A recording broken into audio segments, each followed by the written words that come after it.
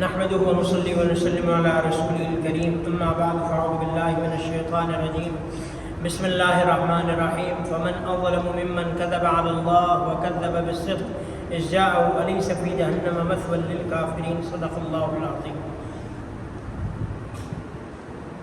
آج 21ویں تراویح ہم نے پڑھی اور اس میں ہم نے 24واں پارہ سنا ہے اور پڑھا ہے، اسی سے انشاءاللہ چند آیات کا خلاصہ پیش کیا جائے گا۔ اور آج الحمدللہ طاق راتوں میں پہلی رات ہے اور ہمارے معتکفین حضرات اللہ ان کو جزائے خیر عطا فرمائے، انہوں نے سب کی طرف سے فرض کفایہ بھی ادا کیا اور اللہ انہیں زیادہ سے زیادہ عبادت کرنے کی اور دعائیں مانگنے کی اور ان راتوں کی جب وہ کہہ لیں کہ قدر کی توفیق عطا فرمائے اور ہم سب کو بھی اللہ توفیق عطا فرمائے۔ شب قدر جو ہے وہ طاق راتوں میں آپ علیہ السلام نے فرمایا تلاش کرو، تو 21، 23، 25، 27، 29 یہ ہیں۔ تو اس میں جو علماء نے لکھا ہے کوشش یہ کی جائے کہ سارے اعمال تھوڑے تھوڑے کر لیے جائیں، کچھ تلاوت کر لی جائے، کچھ نوافل پڑھ لیے جائیں، کچھ دعا مانگ لی جائے اور اسی طرح سے ہو سکے تو کچھ صدقہ بھی کر دیا جائے، ساری کے ساری جو ہے وہ عبادتیں اللہ کوئی بھی قبول کر لے۔ تو یہ طاق رات۔ باقی یہ ہے بہتر یہ ہے کہ رات کے ابتدا حصے میں سو جائے اور آخر حصے میں تہجد کے ٹائم پہ اٹھے، تو بہتر یہی ہے، وگرنہ جیسے آسانی ہو رات کو جیسے عبادت کر لے، صبح جو ہو فجر کی نماز باجماعت پڑھے، تو طاق رات کا انشاءاللہ اللہ کریم جو ہے وہ ثمر عطا فرمائیں گے۔ تو سورہ زمر ہے، 24واں پارہ ہے۔ فمن اظلم ممن کذب علی اللہ، اس سے بڑا ظالم کون ہے جو اللہ پر جھوٹ باندھتا ہے اور سچ کو جھٹلاتا ہے جب سچ اس کے پاس آتا ہے۔ اس سے مراد مشرکین ہے۔ اور والذی جاء بالصدق وصدق بہ اولئک هم المتقون، اور جو سچ لے کر آیا اور جس نے اس کی تصدیق کی، یہی لوگ متقی ہیں۔ سچ لانے سے مراد سچ لانے والے آپ علیہ السلام، لانے سے مراد اسلامی تعلیمات، اور صدق بھی جس نے تصدیق کی بطور خاص، اس سے علماء مفسرین فرماتے ہیں سیدنا ابو بکر صدیق رضی اللہ تعالیٰ، اور بطور عمومی کہ جنہوں نے تصدیق کی وہ میں اور آپ پھر سارے اس میں شامل ہیں جنہوں نے حق بات کی، آپ علیہ السلام کے پیغام کی تصدیق کی۔ الیس اللہ بکاف عبدا، کیا بندے کے لیے اس کا اللہ کافی نہیں ہے؟ یعنی کہ اللہ جو ہے وہ ہمارے لیے کیا ہے؟ کافی ہے۔ الیس اللہ بکاف، ہر مشکل میں ہر پریشانی میں بندہ اسی کا تصور کرے، الیس اللہ بکاف عبدا، کیا اللہ اپنے بندے کے لیے کافی نہیں ہے؟ بلا، کیوں نہیں، اللہ ہم سب کے لیے کافی ہے۔ آگے قل یا عبادی الذین اسرفوا علی انفسہم لا تقنطوا من رحمت اللہ، میرے وہ بندوں جنہوں نے اپنی جانوں پر ظلم کیا، اللہ کی رحمت سے مایوس نہیں ہو۔ مایوسی کسی حالت میں بھی ٹھیک نہیں ہے۔ مایوس ہونے کا مطلب بندہ چھوڑ دے، ہاتھ کھڑے کر دے، کام کرنا چھوڑ دے، نہیں۔ جب تک سانس ہے، جب تک سانس ہے تب تک امید ہے، جب تک حلق تک جان نہیں آتی اس وقت تک امید ہے نہیں ٹوٹتی۔ تو اس لیے کسی بھی سٹیج پہ مایوس نہیں ہونا، دنیاوی لحاظ سے بھی دینی لحاظ سے بھی۔ گناہ گاری میں چلے گئے ہیں، مایوس نہیں ہونا، توبہ کر لینی ہے، اللہ کے پاس آ جانا ہے۔ بوڑھے ہو گئے ہیں، سفیدی آ گئی ہے اور آخر میں بڑے لاغر ہو گئے ہیں، اللہ سے مانگ لینا، مایوس نہیں، توبہ کر لینی۔ کفر میں، شرک میں، جس مرضی بڑے گناہ میں ہے، اللہ سے مانگ لینی۔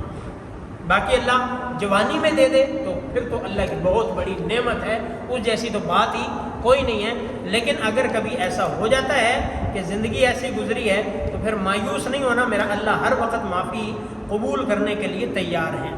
وسیق الذین کفروا الی جہنم زمرا، جیسے میں نے کہا تھا کہ زمر سورت کا نام ہے اس وجہ سے کہ اس میں دو گروہوں کا ذکر ہے۔ زمر گروہ کو کہتے ہیں، دو گروہ ہیں، ایک جہنمی گروہ ہے اور ایک جنتی گروہ ہے۔ جہنمی گروہ جب آئے گا تو اس کو الی جہنم زمرا، ان کو جماعتوں اور گروہوں کی شکل میں جہنم کی طرف ہانکا جائے گا کہ چلو جہنم کی طرف، اور ان سے پھر پوچھیں گے فرشتے الم یاتکم رسول منکم، رسول نہیں آئے تھے تمہارے میں سے، یتلون علیکم آیات ربکم، جو تمہیں تمہارے رب کی آیات سناتے تھے، وینذرونکم لقاء یومکم ھذا، آج کے دن کی ملاقات سے تمہیں ڈراتے تھے، آئے نہیں تھے؟ وہ کہیں گے کیوں؟ قالوا بلا، کیوں نہیں آئے تھے؟ ولکن حقت کلمۃ العذاب علی الکافرین، لیکن ہماری بدبختی کہ ہمارے اوپر کفر جو ہے وہ طاری ہو گیا تھا۔ تو آج پھر ان سے کہا جائے گا جاؤ، پھر تشریف لے جاؤ جہنم میں، قیل ادخلوا ابواب جہنم خالدین فیہا، ہمیشہ اس میں رہو۔ دوسرا گروہ جنت کا ہے، وسیق الذین اتقوا ربهم الی الجنۃ زمرا، کہ جو اپنے اللہ سے ڈرے انہیں کہیں گے چلو جی جنت کی طرف۔ حتی اذا جاؤها وفتحت ابوابها، جب قریب آ جائیں گے دروازے کھول دیے جائیں گے، بڑے دروازے کھول دیے جائیں گے۔ وقال لهم خزنتها، دروازے پہ جو دربان کھڑے ہوں گے وہ کیا کہیں گے؟ سلام علیکم، تم پر سلامتی ہو، سلام کریں گے، استقبال کریں گے، تم نے بہت اچھا کیا، بڑا اچھا عمل کیا، بڑا اچھا کام کیا، فادخلوها خالدین، آج تم ہمیشہ کے لیے، تم بھی ہمیشہ کے لیے جنت میں داخل۔ تو دونوں گروہ ہمیشہ کے لیے داخل ہوں گے، ایک جنت میں ایک جہنم۔ آگے سورہ مومن ہے، اس میں آگے چل کے رجل مومن کا ذکر ہے، رجل مومن کا ذکر ہے۔ اس مناسبت سے سورت کا نام کیا ہے؟ سورہ مومن ہے، اور سورہ غافر بھی اس کو کہتے ہیں، اور غافر بھی اس وجہ سے کہتے ہیں کہ اس میں اللہ نے جو وہ اپنی صفات کا ذکر فرمایا کہ آپ کا اللہ کیسا ہے، غافر الذنب، جو گناہوں کو معاف کرنے والا ہے، گناہوں کو معاف کرنے والا ہے، قابل التوب، توبہ کو قبول کرنے والا ہے، شدید العقاب، عذاب کا بھی بڑا سخت ہے، ذی الطول، وہ رحمت والا، ڈھیل والا بھی ہے، وہ کیا ہے؟ ذی الطول بھی ہے۔ اور اس کے بعد کیا فرمایا؟ لا الہ الا ہو، اس کے علاوہ کوئی الہ نہیں، ٹھکانہ اسی کی طرف۔ کتنی پیاری بات ہے کہ اللہ آپ کو امید بھی دلا رہا ہے، ہمیں مغفرت کی امید بھی دلا رہا ہے، توبہ بھی قبول کرنے کا کہہ رہا ہے، ڈرا بھی رہا ہے کہ میں عذاب بھی دے سکتا ہوں۔ یعنی کہ یہ ساری کو ایسا نہیں ہے کہ معاذ اللہ کے پاس اختیار نہیں ہے پکڑ کا، پھر کہا چلو معاف کر دیا، نہیں نہیں، پکڑ کا اختیار بھی ہے، کھڑے پاؤں اللہ پکڑ سکتا ہے، کھڑے پاؤں دھسا سکتا ہے، ایک قدم نہ اٹھانے دے، اللہ کر سکتا ہے، لیکن اس کے باوجود کہتا میں معاف کرتا ہوں، میں کیا ہوں؟ معاف کرنا۔ تو اس وجہ سے اللہ سے تو کسی موڑ پہ مایوس ہونا ہی نہیں ہے۔ ہمارا اور آپ کا مغفرت سے مراد معافی کا پیمانہ مختلف ہے، اللہ کا بڑا مختلف ہے۔ ہماری جو معافی کی جو کہہ لیں کہ جو ہے وہ تعداد بڑی کم ہے، اللہ کی معافی کی تعداد بڑی زیادہ ہے، ہماری سوچ سے زیادہ۔ ہم بہت کم دفعہ معاف کر سکتے ہیں، ہم بہت کم دفعہ معاف کر سکتے ہیں، ہم 1 2 3 میکسیمم 3 4 سے زیادہ دفعہ ہم معاف نہیں کر سکتے۔ ہم کہتے ہیں بھائی جو ہے تو اپنا کام کر، ہمیں اپنا کام کرنے دے، جان چھوڑ ہماری، ہم نہیں اس سے زیادہ معاف کر سکتے۔ لیکن اللہ کا معاملہ بڑا مختلف ہے، اللہ کہتا ہے 100 دفعہ بھی توبہ ٹوٹ کے پھر آ جائے، پھر آ جائے۔ تو اس لیے اللہ نے جگہ جگہ اس میں امید دلائی ہے۔ تو اللہ جب اتنی امید دلا رہا ہے تو پھر ہم اللہ سے کیوں بھاگیں، اللہ سے کیوں بھاگیں؟ تو کوشش کرنی چاہیے ہر وقت اللہ سے معافی مانگنی چاہیے، اللہ سے توبہ کرنی چاہیے۔ آگے پھر وہی دعا کا ذکر ہے کہ وقال ربکم ادعونی استجب لکم، تمہارا رب کہتے ہیں مجھ سے مانگو میں تمہاری دعا قبول کروں۔ ان الذین یستکبرون عن عبادتی سیدخلون جہنم داخرین، کہ جو مجھ سے مانگنے سے تکبر کرتے ہیں، منہ موڑتے ہیں، میں ان کو جہنم میں داخل کروں۔ تو اللہ تو جگہ جگہ یہی کہہ رہا ہے معافی مانگو میں معاف کرنے والا ہوں، توبہ کرو میں توبہ قبول کرنے والا ہوں، مجھ سے مایوس نہیں ہونا، نا امید نہیں ہونا، اور تم مجھ سے مانگو میں قبول کرتا ہوں، مجھ سے مانگو میں سنتا ہوں، مجھے پکارو میں قریب ہوں۔ مختلف جگہ پہ اللہ نے ہمیں بلایا ہے، ہمیں کیا ہے؟ بلایا۔ تو اس لیے اللہ سے ہر وقت مانگنا، اور یہ ہماری شایان شان بھی ہے۔ گناہ ہو، معافی ہو، خطا ہو، کوئی بھی گناہ ہو، لغزش ہو، حاجت ہو، مسئلہ ہو، مسائل ہو، بیماری ہو، کچھ بھی ہو، اللہ کہتا مانگو۔ اللہ کہتا ہے مانگو، آؤ میں تمہیں دوں گا۔ آگے سورہ حامیم السجدہ ہے، سورہ حامیم السجدہ، چونکہ یہ حروف مقطعات میں سے ہے اور حامیم سے شروع ہو رہی ہے، اسی مناسبت سے اس کا نام سورہ حامیم سجدہ ہے۔ اس کی جو آیات ہیں یہ مکی صورت ہے، اللہ کا تعارف ہے اور قیامت کا ذکر ہے۔ مشرک تھا عتبہ بن ربیعہ، وہ آپ علیہ السلام کے پاس آیا۔ مشرک آتے رہتے تھے، ڈراتے بھی تھے، دمکاتے بھی تھے، لالچیں بھی دیتے تھے کہ خدا کے لیے یہ کام چھوڑ دو، ہمارے خداؤں کو برا نہ کہو، یا سارے خداؤں کی نفی کر کے تم کہتے ہو ایک ہی ہے، جیسے سورہ صاد میں کل گزرا کہ اجعل الآلہۃ الہا واحدا، کہ آپ نے سارے خداؤں کو جمع کر کے کہا ایک ہی ہے، تو یہ نہ کرو۔ تو عتبہ بن ربیعہ، ابو الولید عتبہ بن ربیعہ، وہ آپ علیہ السلام کے پاس آیا کہ آپ کو کیا چاہیے؟ پیسے چاہیے، سرداری چاہیے، اور کچھ چاہیے؟ کوئی مسئلہ ہے آپ کو، مینٹلی کوئی مسئلہ ہے، خدا نہ خواستہ، معاذ اللہ ثم معاذ، ہم آپ کا علاج کروا دیں، کچھ بتائیں، کوئی بھی آفر ہے، اوپن آفر ہے، جو کہیں گے ہم آپ کا، جب وہ جو کہتے ہیں ہم وہ پورا کرتے ہیں۔ تو یہ آپ علیہ الصلوۃ والسلام ساری باتیں اس کی سنی، ساری باتیں سنی، جواب میں پھر سورہ حامیم السجدہ سنائی، جواب میں حامیم السجدہ سنائی، اور پھر جب آپ اس آیت پر پہنچے نا، فَإِنْ أَعْرَضُوا فقل انذرتکم صاعقۃ مثل صاعقۃ عاد و ثمود، اگر وہ اعراض کرتے ہیں تو پھر انہیں کہہ دو کہ میں تمہیں ڈراتا ہوں اس چیخ چنگھاڑ عذاب سے جو قوم عاد اور قوم ثمود پر آیا۔ جب آپ علیہ السلام اس آیت پر پہنچے نا تو اس نے فوراً جو ہے آپ علیہ السلام کے منہ پر ہاتھ رکھ لیا کہ خدا کے واسطے بس آگے نہ پڑھو، آگے نہ پڑھو، کہ اگر آپ نے کوئی عذاب کے ہلکا سے بھی اشارہ کر دیا نا تو اتر آئے گا ہم پہ کیا ہے۔ دوڑتا ہوا اپنے ساتھیوں کے پاس گیا، یہ دیکھو اس کو اپنی حالت پہ چھوڑ دو، اس کو نہ چھوڑو، اس کو نہ چھوڑو۔ تو یہ سورہ حامی مسجدہ آپ علیہ السلام نے تلاوت کر کے سنائی۔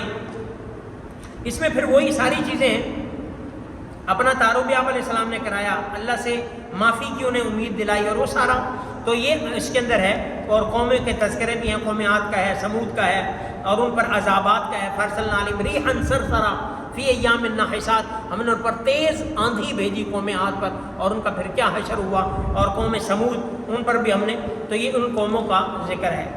آگے کافروں کا، وقال الذین کفروا لا تسمعوا لهذا القرآن، کافر کہتے تھے جب قرآن پڑھا جائے تو شور کرو، سنو نا، والغوا فیہ لعلکم تغلبون، تاکہ تم غالب آ جاؤ، قرآن میں شور کرو۔ اب ہوتا کیا تھا، قرآن وہ سنتے تھے تو عورتیں بھی سنتی تھی، مرد بھی سنتے تھے، سردار بھی سنتے تھے، ان کو اچھا لگتا تھا۔ اب سنتے ہیں تو دل میں گھر کرتا ہے، تو اس لیے کہتے تو شور کرو، آواز ہی نہ آئے، سمجھ ہی نہ آئے، پتہ ہی نہ لگے۔ لیکن دوسری طرف یہ بھی حال تھا، ابو جہل جیسے بھی چھپ چھپ کے آپ علیہ السلام کا قرآن سنتے تھے۔ تو یہ انہوں نے کہا کہ، اور بلکہ سیدنا صدیق اکبر رضی اللہ عنہ جب اپنے گھر میں تلاوت کرتے تھے تو یہ کہتے تھے جی ہمارے بچوں کو خراب کر رہا ہے، وہ تلاوت کرتے تھے، لوگ سنتے تھے۔ قرآن میں تو ایسی کشش ہے، اگر کوئی پڑھے تو آٹومیٹکلی بندے کا جب وہ دھیان توجہ اس طرف چلی جاتی ہے، تو وہ کہتے تھے قرآن نہ سنو، شور کرو، لعلکم تغلبون، تاکہ تمہارا شور بڑھ جائے تمہارا۔ اسی طرح نماز میں بھی وہ یہی کرتے تھے، سیٹیاں بجاؤ، تالیاں بجاؤ، اور اللہ نے قرآن میں یہ کہا وما کان صلاتهم عند البیت الا مکان وتصدیہ، کہ ان کی نماز بیت اللہ کے قریب کیا ہوتی تھی، تالیاں یا سیٹیاں بجاتے تھے، اس طرح کے کام کرتے تھے۔ تو یہی تو اللہ نے کہا فَلَنُذِيقَنَّ الَّذِينَ كَفَرُوا، جو مرضی کر لو کافروں کو ہم عذاب چکھائیں گے اور ان کے کیے ہوئے برے اعمال کا بدلہ ہم دیں گے، اور باقی جو نیک بندے ہیں ان کو بھی ہم بدلہ دیں گے۔ ان الذین قالوا ربنا اللہ ثم استقاموا تتنزل، جنہوں نے کہا ہمارا رب اللہ ہے پھر اسی پر جم گئے، تو ان کے لیے کیا فرمایا، اللہ ان پر ملائکہ فرشتے نازل فرمائیں گے اور انہیں تسلی دیں گے کہ تم نے خوف نہیں کرنا، غم نہیں کرنا، ہم کیا ہے وَأَبْشِرُوا بِالْجَنَّةِ الَّتِي كُنْتُمْ تُوعَدُونَ، اور انہیں جنت کی بشارت دے دو، انہیں جنت کی بشارت دے دو۔ اور جنت میں کیا ہوگا، نحن اولیاؤکم فی الحیات الدنیا وفی الآخرہ، کہ ہم ہی تمہارے ولی ہیں، ہم ہی تمہارے مددگار بھی ہیں، دوست بھی ہیں، ہم تمہارے نگہبان بھی ہیں، تمہارے ساتھی بھی ہیں۔ وَلَكُمْ فِيهَا مَا تَشْتَهِي أَنفُسُكُمْ، جنت میں تمہارے لیے وہی ہوگا جو تمہارا جی چاہے گا۔ وَلَكُمْ فِيهَا مَا تَدَّعُونَ، اور جو چیز تم چاہو گے وہ تمہارے پاس آ جائے گی، ڈیمانڈ کرو گے، مطالبہ کرو گے، وہ تمہارے پاس آ جائے گی۔ تو جہاں پھر کافروں کو سزا ہے، مومنوں کو قرآن کا کیا ہے، انعام بھی ملے گا، قرآن کا انعام بھی ملے گا۔ آگے دین کے دعوت کی، وَمَنْ أَحْسَنُ قَوْلًا مِّمَّنْ دَعَا إِلَى اللَّهِ وَعَمِلَ صَالِحًا، کہ اس سے اچھی کس کی آواز ہے جو اللہ کی طرف لوگوں کو اللہ کی طرف بلاتا ہے اور نیک اعمال کرتا ہے اور کہتا ہے میں مسلمانوں میں سے ہوں۔ اب اس سے مختلف مفسرین نے مراد لی ہیں کہ داعی جو اللہ کی طرف بلاتا ہے، مؤذن جو اذان دیتا ہے لوگوں کو اللہ کی طرف بلاتا ہے، اور اس طرح جو دین کی طرف بلاتا ہے، وہ سارے اس میں کیا ہیں، داخل ہیں۔ وقال اننی من المسلمین، اور کہتا ہے میں کیا ہوں، عام مسلمانوں میں سے ہوں، کہ وہ فخر نہیں کرتا، غرور نہیں کرتا۔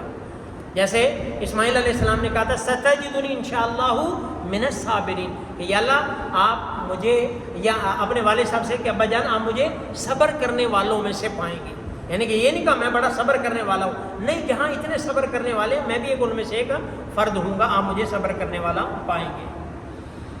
تو یہ آخر میں چل کے فرمایا من عمل صالحا فلنفسہ ومن اساء فعلیہا وما ربک بظلام للعبید۔ اب مرضی ہے کہ جو نیک عمل کرے اس کا فائدہ ہے، جو برا کرے اس کا نقصان ہے، آپ کا رب کسی پر ظلم نہیں کرتا۔ وما ربک بظلام للعبید، آپ کا رب بندوں پر ظلم، بندے خود ظلم کرتے ہیں، گناہ کر کے، کفر کر کے، شرک کر کے، بندوں پر ظلم کر کے، ان کا اپنے اوپر خود ظلم ہوتا ہے۔ اللہ ظالم نہیں ہے، اللہ ظلم پسند بھی نہیں کرتا۔